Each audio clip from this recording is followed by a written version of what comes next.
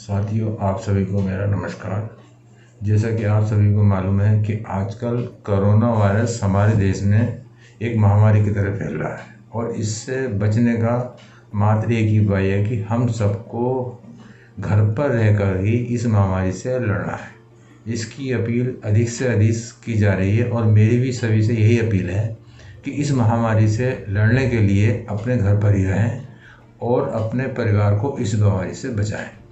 हम अधिकतर भारतवासी इसका पालन कर रहे हैं, लेकिन इसके विपरीत कुछ लोग घर से बाहर अब भी जा रहे हैं।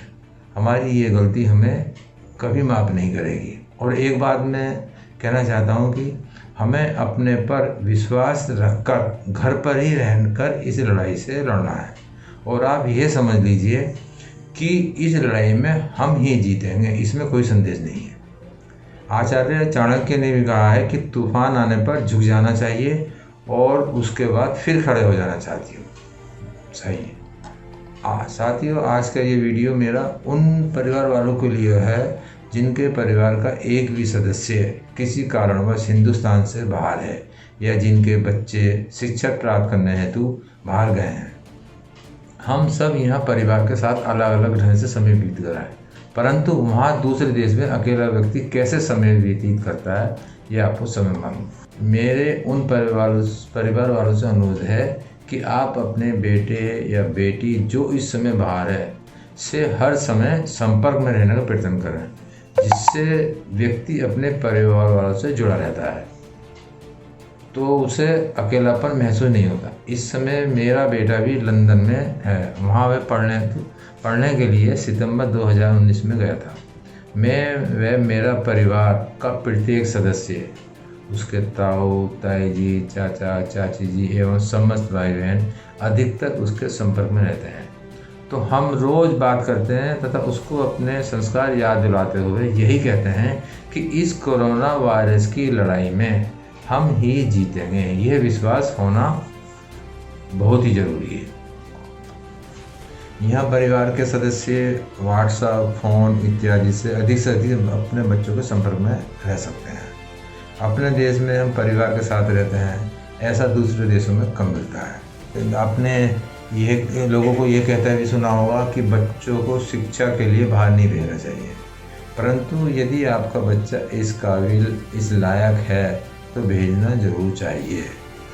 ऐसा मेरा विचार है, क्योंकि आगे बढ़ने के लिए पीछे तो छोड़ना ही पड़ेगा। हम भी अपने माँ बाप का घर छोड़कर बड़े शहर में आए और ये तो रीत पुरानी है, इसे तो आपको जारी रखनी चाहिए। मैं ईश्वर से यही प्रार्थना करता हूँ कि जिन परिवार वालों के बच्चे देश से बाहर गए हैं सभी के बच्चे स्वस्थ व ठीक रहें। साथियों, आपने अभी कुछ दिन पहले अखबार में पढ़ा होगा कि पीयूष भारद्वाज जो कि जापान के एक जहाज़ में फंस गया था। साथियों, मैं पीयूष भारद्वाज और उसके परिवार वालों को नहीं जानता, लेकिन फिर भी मेरी यही प्रार्थना यही रही है कि वो अपने घर ठीक ठाक वापस आ जाए, और आ भी गया।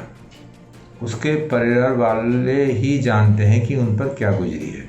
आप अपने परिवार सहित स्वस्थ रहें एवं सुखी रहें, यही मैं कामना करता हूँ। और एक और बात साथियों, आज का ये दिन जैसे हम पे गुजर रहा है, ये समय आने पे धीरे धीरे चला जाएगा, लेकिन जब कभी इस बीमारी के बारे में कई साल बाद चर्चा होगी तो अक्सर लोग यही सोचेंगे कि उस समय जो लोग थे उन्होंने इस लड़ाई में लड़ने के लिए केवल घर पर ही रहना था, लेकिन वो ये नहीं कर पाए और कितनी जो है मौतें या हो गई हैं, जैसे देशों में अन्य में हो रहा है, हमारे देश में तब भी नियंत्रण में है। तो अक्सर लोग जिक्र करेंगे कि उस समय के लोग कैसे थे जो इतना भी नहीं कर पाए। जैसे अब हम अपने इतिहास में करते हैं कि पहले लोग कैसे थे कि जो है हमारा देश गुलाम हो गया, ये हो गया। तो हमें आज जो है इस लड़ाई से लड़ने के लिए अपने घर पर रहकर ही अपने आप को सेव कर सकते हैं। तो इसमें मेरा वीडियो में यही एक अनुरोध है और मैं खुद भी ये चाहता हूँ कि मैं, मेरे मिलने जुलने वाले ये सब अपने जो है स्वस्थ रहें और कुछ दिनों बाद ये महामारी ख़त्म हो जाएगी, फिर वही दिन लौट के आ जाएंगे। तो साथियों, इसी अनुरोध के साथ मैं अपनी बात को समाप्त करता हूँ। धन्यवाद साथियों।